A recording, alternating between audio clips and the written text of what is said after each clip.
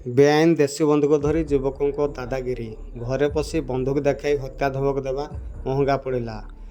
अभियुक्त रोहित बेहरा को गिरफ्त कर देवगढ़ पुलिस। देवगढ़ थाना अंचल सोनामुंडा ग्रामर रोहित बेहरा से ग्रामर रघुनाथ नायकों घर को एक बेआईन देशी बंधुक धरी जीवन मारिदेवा को धमक देता। एने देवगढ़ आदर्श थाना अभियोग पर पुलिस अभियुक्त को गिरफ्त करिछि। पुलिस अभियुक्त पाखर एक देशी बंधुक, काठर बोट और बंधुकर 2टी लुहा ब्यारेल जबत कर।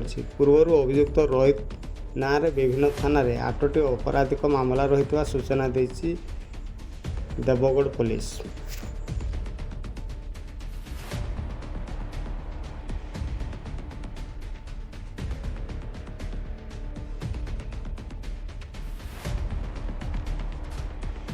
काली काली राति रे हमर देवगढ़ थाना रे गोटे रिपोर्ट आसला जे रघुनाथ राय सोनामुंडार से आसिक रिपोर्ट कले जे रोहित बेहरा तांकर गाँ सोनामुंडार सी गोटे बंदूक धरिकी माने गोटे देशी बंदूक धरिकी आसिक घरे झगड़ा करछे। तांकर स्त्री के अन्य मान भी झगड़ा करछे, मारिदेवार लगी धमक दूचे।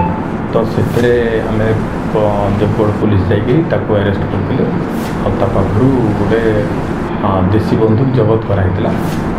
ताके धरला पर जो ताकि इंट्रोगेशन कराला सी से बंदूकटा चुनू कारीगर बोली जनकर पाखु से आनिजे बोली कहला।